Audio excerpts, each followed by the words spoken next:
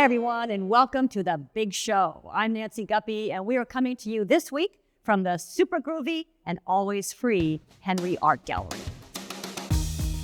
Located on the University of Washington campus, the Henry is a museum for contemporary art and ideas with the deeply held belief that art has the power to challenge norms, inspire change, and create a more equitable world. Amen to that. Featuring groundbreaking exhibitions, dynamic programs, and a long-standing commitment to elevating artists at every stage of their careers, the Henry is a cornerstone of Seattle's art and culture scene. Current exhibits include Camilla Janan Rashid, We Leak, We Exceed, Rodney McMillian, Neighbors, Spirit House,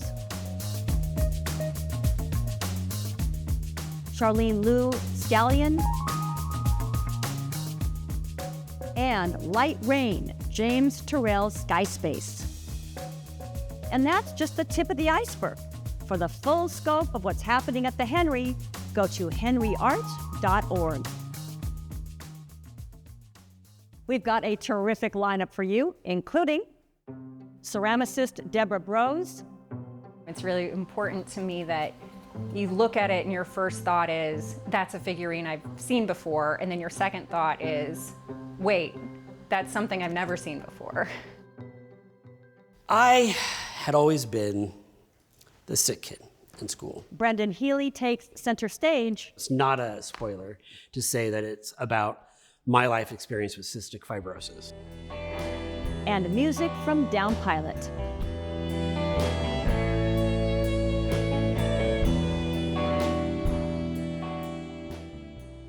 And we'll begin with a vibrant member of Seattle's art scene for over 4 decades. He's the one and only Larry Reid.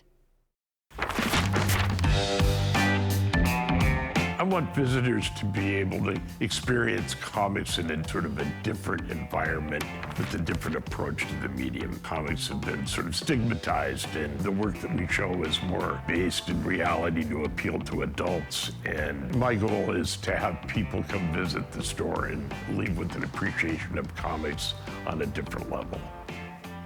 I'm the curator and manager at Fantagraphics Bookstore in Georgetown.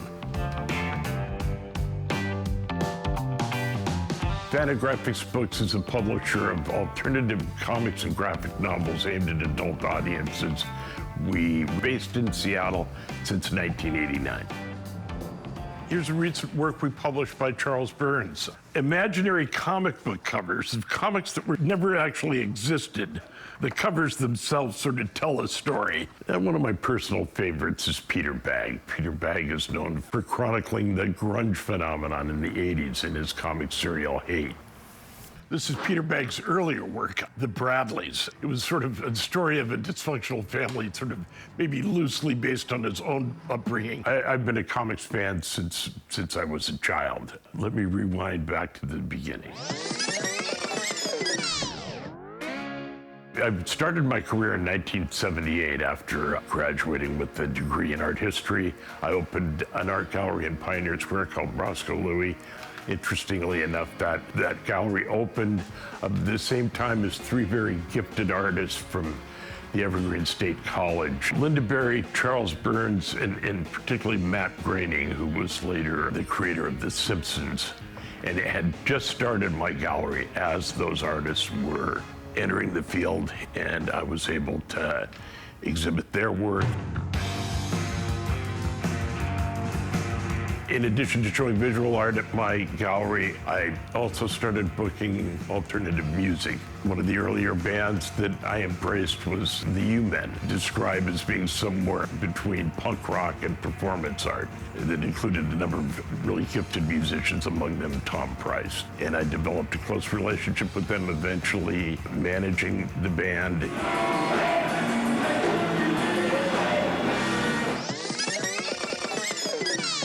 Fast forward to 2006, when Fantagraphics opened the showroom here in Georgetown, I became the curator and manager and the first employee.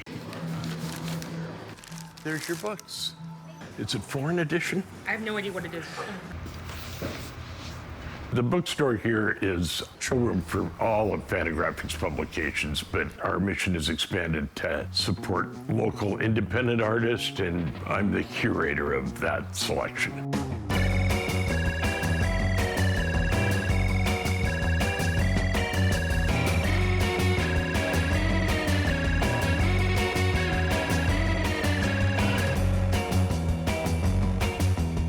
We host hundreds of art exhibitions, artist talks, workshops, concerts. My name's Larry Reid. I've been a cultural worker and advocate for experimental art in Seattle since 1978. My thought is to just make it a punk rock, you know, like something that would have come out in 1981 or 2, you know. I don't feel pressure to be like the U-Men, you know, that's not what this is.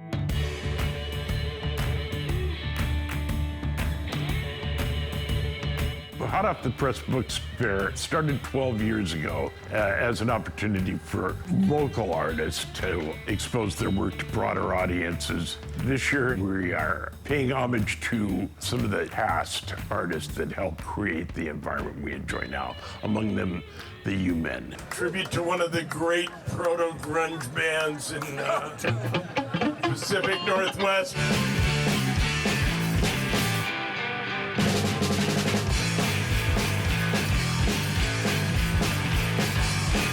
Shadow up for myself, 'cause that same near to the wall. Turn 18 and something here. Said with shame away for more time. We hit the wall, you lost it. Bye.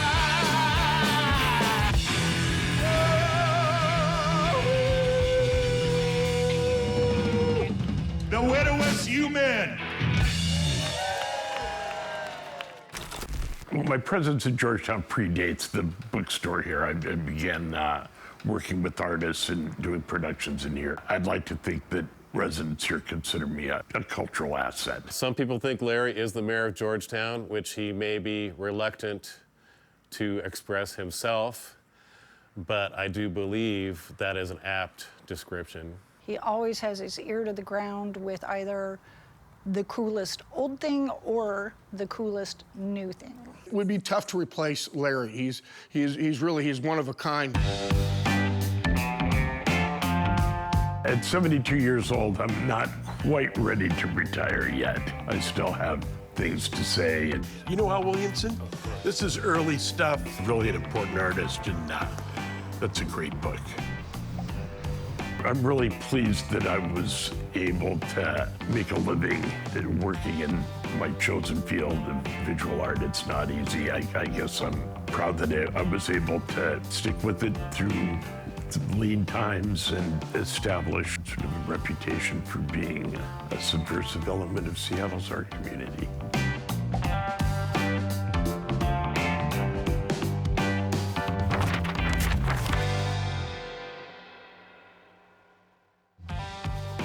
Fantagraphics is open for business 7 days a week. Hours and location are on their website. Our musical guest is the stellar band Downpilot, featuring Paul Haraga, Jeff Brown, Anne-Marie Riljancic, and Rob Dent. Well, here they are from the Sunset Tavern stage performing Balancer.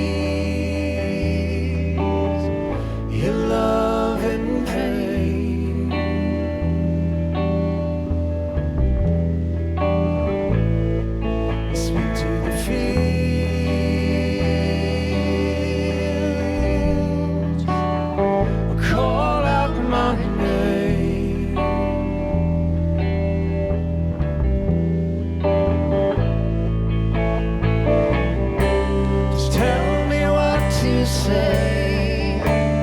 Tell me what to do. You last Monday. And where you going to? It doesn't mean to me what it means to you. There's questioning. Where's it going to? Just tell me what you say.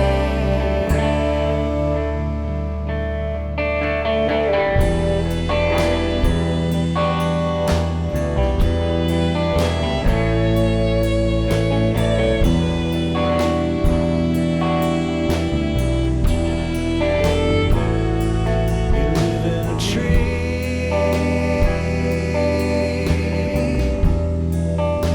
to look out over.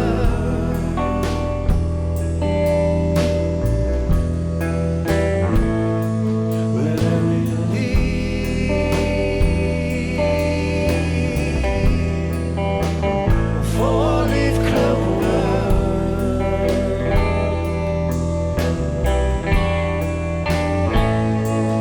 And for a while,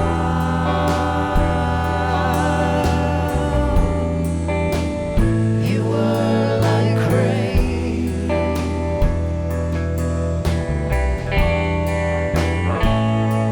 You fell every day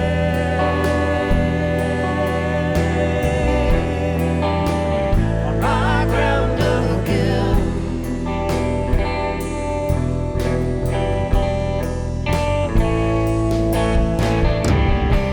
Just tell me what to say. Just tell me what to do. Ask me where you going to.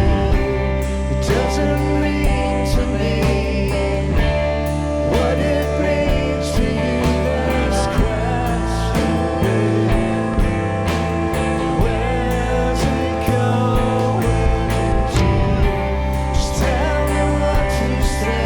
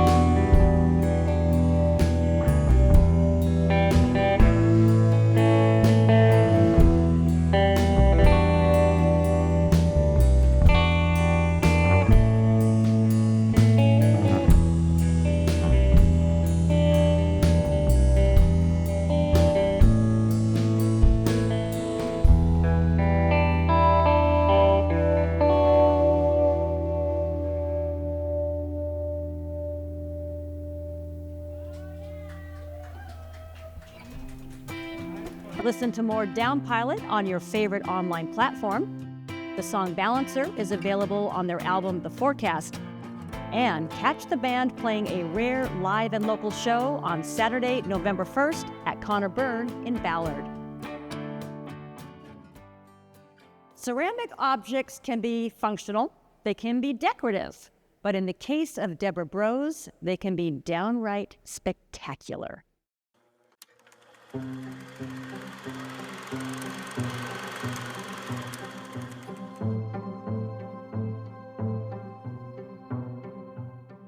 He'll be cut in half somehow, or maybe bisected.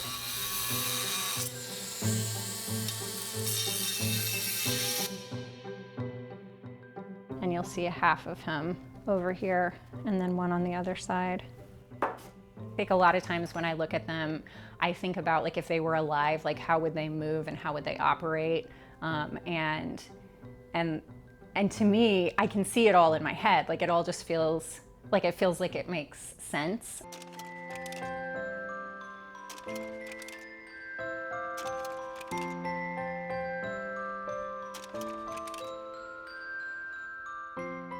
The kind of work that I do is essentially ceramic collage. So I find pre-existing pieces and then I take those and cut them apart and reassemble them.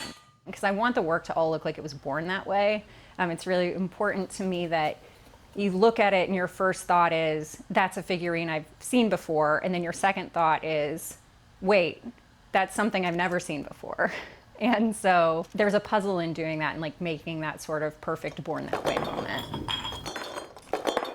I was out thrifting and I saw these two little vintage lambs and they were so adorable. And I just remember looking at them on the shelf in the thrift store and just sort of having the vision in my mind that I could take them apart and put them back together and make them something different. And that sort of started the whole thing.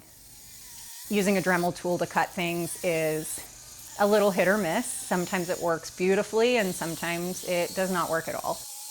Once I have the cuts made, we'll either glue the two pieces together or mix up the epoxy sculpting compound to do a big fill to stick the pieces together. Then I will get the paints out, do all the color matching that I need to do. I'll airbrush those on. Then I'll do final brush work, put gloss coats on the, polish it, sign the bottom, done.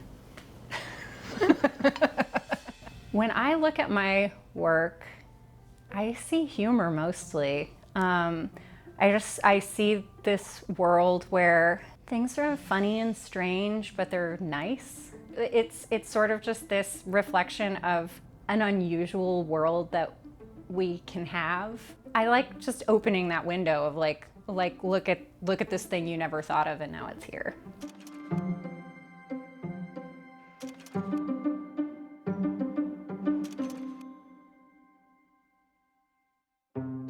Debra currently has sculpture in 2 local shows, at Orcus Paley in downtown Seattle and at Studio E Gallery in Georgetown. Learn more about Debra on her website and follow her on Instagram. Finally, we have a behind-the-scenes look at a recent rehearsal for playwright Brendan Healy's brand new and deeply personal play, Eulogy, or How to Plan Your Own Funeral and Have Fun Doing It. Here's what we're gonna do. In just a moment, we're gonna run one of the cappers. I'm gonna choose which one in a second. And then we'll do a quick vocal warm-up led by Nathan and maybe like a shakeout. And then we will set for top of show and we'll just do a run through.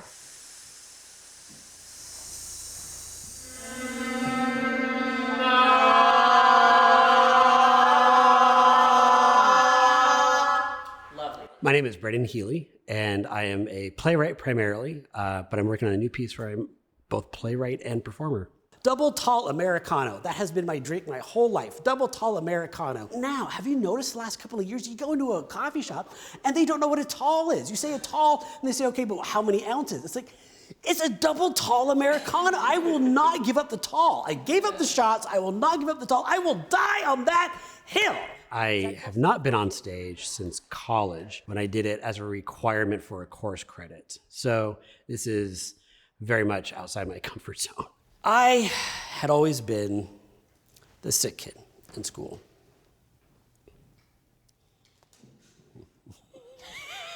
He wants you to really work for it. I'm in the wrong place, or the chair's in the wrong place, or something's in the wrong place. Directing a non-performer is amazing. And one of the reasons is because he has no bad habits as a performer. There's so many things I don't have to say, don't do that. That's too much. But I love that he is so honest in his performance. There's nothing put on, and there's nothing fake about it. It's all very real. We are gathered here to say goodbye to Brendan Healy. He is survived by his, no, that's not it. He is survived by his mom, his dad, his brother, 2 aunts, 2 uncles, and several cousins. It is a core fundamental part of the storytelling. So it's not a spoiler to say that it's about my life experience with cystic fibrosis, which is a incurable terminal genetic disorder. And I'm of a particular generation of CF patients. A few generations before me, and almost all those people died as children. Now, CF people being born generations after me have so much better lives and lifespans. I'm in that middle where We expected a very young demise, but thankfully the medical science kept getting better. So we kept getting a few extra years here and a few extra years there.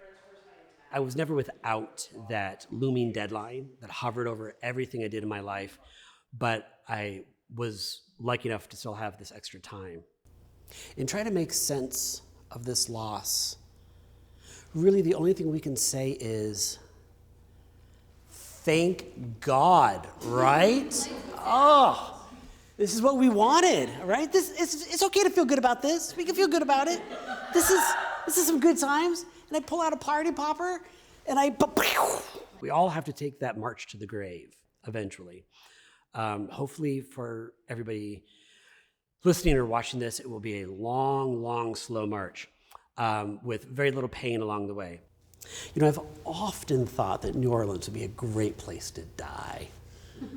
In New Orleans, the bereaved march down city streets with brass bands. The dead are deposited in stone tombs above ground so that the jealous floodwaters can't steal them away.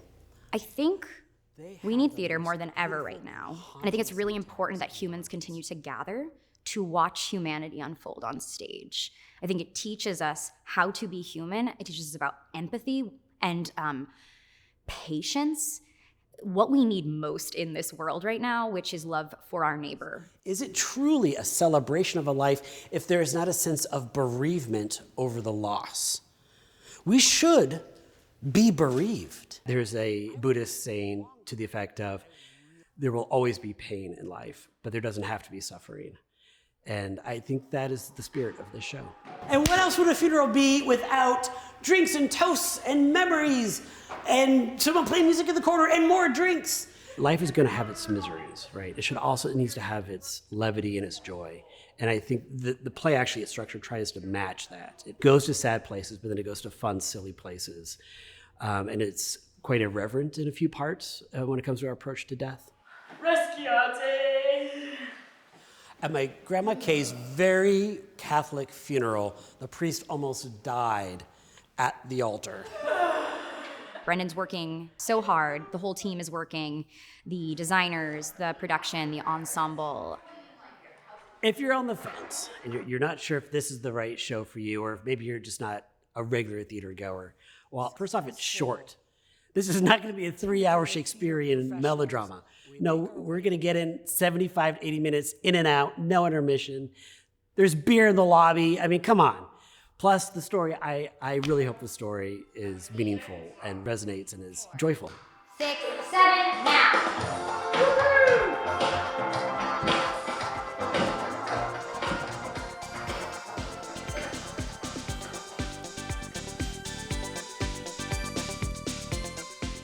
Pony World Theater's production of Eulogy runs through November 15th at 12th Avenue Arts on Capitol Hill. Ticket information is at ponyworld.org.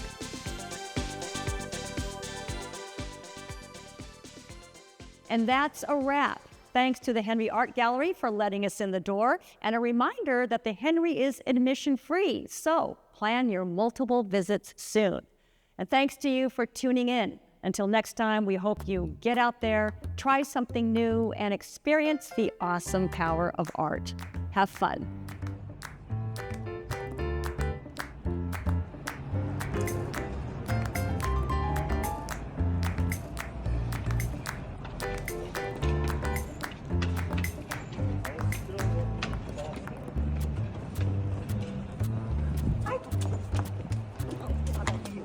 You guys come on through. Yeah. I'm really trying to do a little endurance test here. You're doing great. Thank you.